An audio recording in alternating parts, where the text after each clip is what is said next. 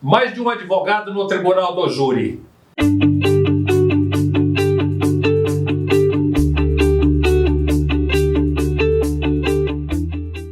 Eu sou o Dr. Valdiner. Vamos falar hoje sobre mais de um advogado na defesa no tribunal do júri. Evidentemente que para que tenha mais de um advogado no tribunal do júri, é necessário também que tenha mais de um acusado no tribunal do júri. Ou seja, cada advogado tem o seu acusado. Veja o que acontece. Nem sempre os advogados são unidos. Eles não se unem para verificar e fazer com que as suas defesas sejam uniformes. Não verificam como proceder na sustentação da oratória. Ou seja, cada um toma um caminho. Eu gostaria hoje de dizer para vocês sobre a nossa experiência, a experiência que eu tive no Tribunal do Júri quando atuei na companhia de outros colegas. Outros colegas, cada um com o seu cliente, e quais foram os caminhos da defesa. Olha, em 1992, inclusive tem um vídeo já no nosso canal e nas nossas mídias. Esse vídeo de 1992 eu fiz com um colega que eu admirava. Este colega era fantástico no Tribunal do Júri, ele já faleceu, mas era um colega extremamente respeitado no Tribunal do Júri. O Dr. Jaime era fantástico, a sua oratória, a sua postura, tanto que naquele dia eu estava e fiz um dos júris mais nervosos, ou seja, eu estava nervoso com relação ao Tribunal do Júri, a minha estada ao lado dele, porque era uma pessoa extremamente maravilhosa no Tribunal do Júri. A sua técnica, a sua didática, a sua postura era realmente fantástica. E ele percebeu que eu estava nervoso. Perguntou para mim, o que está acontecendo com você? Eu falei, eu estou nervoso em razão da sua pessoa estar ao seu lado aqui. Aí ele disse para mim, não posso dizer o que ele disse, ou seja, ele brincou comigo e disse que era para me acalmar, que todos nós éramos iguais. Não, iguais nós não éramos, porque ele era muito melhor do que eu. Inclusive eu era novo de tribunal de júri, e ele já era um pouco mais experiente. É aí que eu quero e gostaria de chamar a atenção dos colegas. Nós, advogados, se somos e temos um pouquinho mais de experiência, vamos ser humildes e perguntar ao colega como fazer, o que devo fazer, e se as nossas defesas poderiam ser defesas uniformes, ou se não uniformes, quais seriam os caminhos para que pudéssemos sobrepor a acusação. Vejam, senhores, que um outro colega, pediu para fazer o Tribunal do Júri conosco. E foi fazer o Tribunal do Júri. Estudou a noite inteirinha. No dia, pela manhã, estava até com olheira, de tanto estudar o processo. Chegou no plenário do júri, teve uma surpresa. Qual foi a surpresa? O promotor pediu absolvição.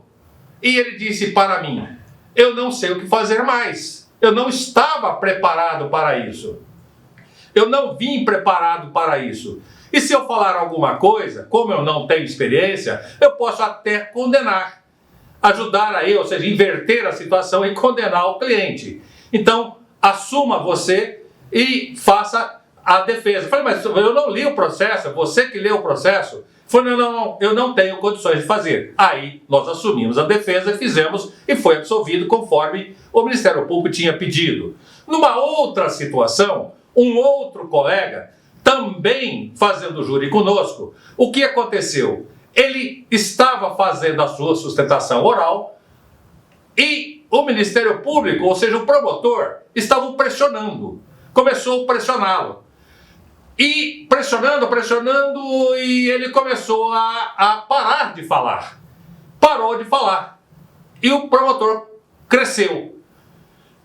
Nós interferimos. Interferimos por quê? Porque somos defesa. A defesa não interessa se é o A, B ou C advogado. É defesa. É advogado de defesa. Não importa se você perceber que o colega está perdido, está numa situação delicada, o apoie, ajuda. O Ministério Público brigou conosco dizendo que nós não tínhamos que se intrometer, não tínhamos que falar, porque era o outro que estava fazendo a defesa. Ou seja, como eu disse, defesa é uma só, não é dividida por advogados. E sim, defesa, como é una, eu interferi e passei a fazer a defesa para o colega. Neste caso, também foi absolvido. O cliente dele foi absolvido. Agora, eu gostaria de passar para uma outra situação, uma situação que realmente foi um tanto que grave. Percebem? Tinha 5 acusados, 4 defensores, 3 defensores, 1 defensor para um acusado e 2 defensores para 3 acusados. E sobrou um acusado que seria para mim. E eu cheguei um pouquinho, ou seja, em cima da hora. Os 3 colegas já estavam sentados a postos na tribuna da defesa. O juiz estava se ajeitando, o Ministério Público estava se ajeitando e eu cheguei para tomar também o lugar na tribuna da defesa. E não tinha mais lugar. Não tinha como eu sentar ali porque o espaço físico era limitado e cabia-se só os 3. O que o juiz fez? O juiz colocou uma mesa e perguntou para nós se nos se importasse com isto. Uma mesa de bar. Uma mesa, aquelas mesas de ferro. E uma cadeirinha também extremamente desconfortável, que é uma cadeira de ferro. E veja o que aconteceu. Este júri durou mais de 20 horas, iniciando num dia e terminou no outro dia. Mas eu já estava arrebentado em razão do desconforto de estar ali sentado numa cadeirinha de bar. Mas não era só isto. O grande problema não foi só isto. O grande problema foi a união dos 3 colegas contra a minha pessoa, contra o advogado que estava apartado deles. Começavam a fazer chacota de que eu não sabia fazer tribunal do júri, por isso que o juiz teria me colocado naquela condição. Os jurados percebiam, os jurados viam as chacotas e eu simplesmente aguentava aquela situação. Ou seja, eu fui suportando a situação. Por quê? Porque cada momento que a defesa era atacada, ou seja, a minha pessoa era atacada, eu percebia que o meu cliente, no caso, ganhava espaço, o seu direito se estendia no sentido de se beneficiar. Olha, o que mais doeu foi que um dos defensores, aquele defensor que seria de um dos acusados, ele fez a sua sustentação oral. Na sua sustentação oral, ele sustentou comparando os seus atos de jovem com o que aconteceu com o acusado. Ou seja, eu também dei tiro numa pessoa, eu também numa ocasião fiz isto. Ou seja, quem aproveitava esta situação? É a acusação, óbvio. E se você perceber que a acusação não se manifesta, que a acusação não te interrompe, ela não vem te interromper, é porque você está indo muito bem para a acusação e não muito bem para a defesa. Se não tiver uma manifestação da acusação contra você, se ela não tentar te interromper, se ela não tentar fazer uma parte, é porque você, defensor, está indo, com todo respeito, muito mal. Você não está fazendo a sua defesa a contento, não está atendendo às teses de defesa, não está fazendo a defesa, a pluralidade de defesa, a amplitude de defesa. Então toma cuidado com isso, verifique se você está saindo bem, se está tecnicamente fazendo as colocações das teses de defesa, se está atendendo às teses de defesa junto com as provas incriminadoras, está bloqueando aquilo que o Ministério Público sustentou e perceber nos olhos dos jurados, perceber nos olhos do Conselho de Sentença, se você está sendo aceito ou não. Bom, o que aconteceu? Aconteceu que este colega terminou a sua fala, a sua sustentação. Aí vieram-se os outros dois, também fizeram as suas sustentações. Só que este primeiro pediu a condenação do cliente dele. Não era para pedir. Com todo respeito, o cliente dele seria uma das pessoas, daquelas 5 pessoas, o que menos teria culpabilidade ou participação nos fatos. E o que aconteceu? Ele pediu a condenação de acordo com o que o Ministério Público pediu. Ele pediu um pouquinho mais baixo, que a pena fosse, que ele fosse condenado a uma pena mais baixa e que ele estaria satisfeito com isso. E quando os outros dois colegas fazem a sustentação oral, o que acontece? Eles também pediram a absolvição e subsidiariamente a condenação. E terminaram a sustentação oral deles, aí vai este advogado que foi pisoteado, foi humilhado, chacoteado por esses 3 colegas, não sei por qual razão, porque não estava com eles, não conversava com eles, porque estava apartado da tribuna da defesa.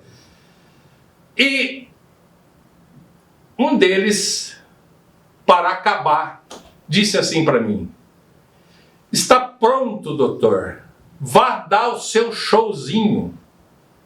Está pronto para que você possa fazer o seu show. Show? Que falta de respeito. Estes efeitos psicológicos não podem te abater. Os efeitos psicológicos que você recebe não pode te abater. Não pode deixar isto te abater. O que aconteceu? Este defensor começou a fazer a defesa, começou pelos elogios do magistrado, fez os elogios para o Ministério Público. Óbvio que não fez elogios, os mesmos elogios de considerações para os seus colegas. Seria um absurdo. Um absurdo. Ou não poderia eu, e seria antiético, ter ali nos comparado. Não, eu achei que não deveria fazer. Por quê? Porque já tinha uma certa divisão de percepção aos olhos do Conselho de Sentença, para com eles e para conosco. Então, eu fui trabalhando este caminho. Num determinado momento, eu pedi aos 2 colegas que, se, aspas, pudesse eles nos autorizar, que puxasse os 3 clientes dele para junto da nossa defesa e não daquele outro advogado inconveniente que foi o arquitetador desta situação vexatória, humilhante para com este advogado. Aquele primeiro ficou fora, mas eu pedi para que os outros 2 deixassem eu incluir aqueles 3 clientes deles na nossa defesa. Eles não manifestaram Como eles se calaram, entendi que sim, que eu pudesse fazer. E eu fiz. Por surpresa ou não surpresa, os 4 foram absolvidos. Menos aquele primeiro do advogado que fez a primeira sustentação oral. Este foi condenado. Olha que satisfação maior foi quando, e o plenário estava lotado, quando a família foi de encontro aos advogados para cumprimentá-los. Sabe o que aconteceu? Fizeram uma fila indiana para cumprimentar este advogado que fez a defesa dos 4 e que os 4 foram absolvidos, para depois cumprimentar os outros advogados. Então eu peço a você, colega, a todos os nossos colegas que vão fazer a defesa com mais de um colega, verifica a defesa, seja humilde e conversa com o colega. Não precisa que você seja submisso à vontade do colega. Analisa a defesa que o colega vai fazer para que você também possa sustentar a sua defesa.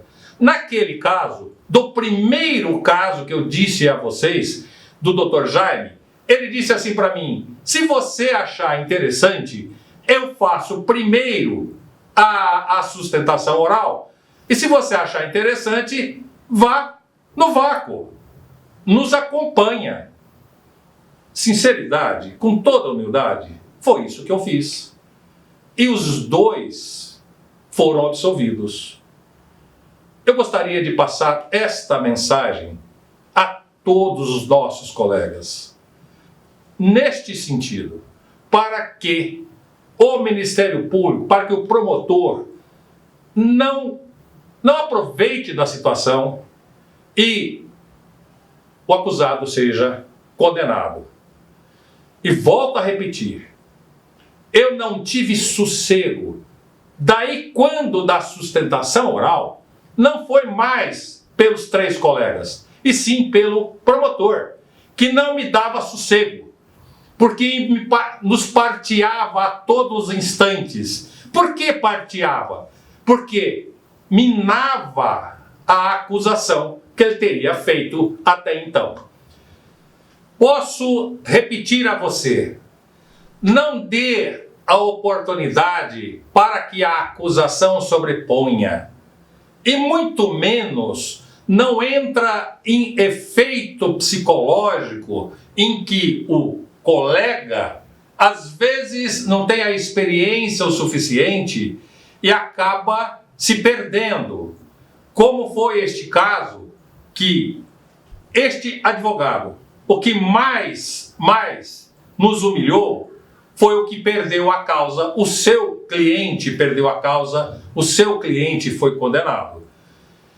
E nesse instante que ele sustentava a acusação, o Ministério Público não o amolou, o Ministério Público não o aparteou, porque entendia que ele estava indo bem. Mas bem como?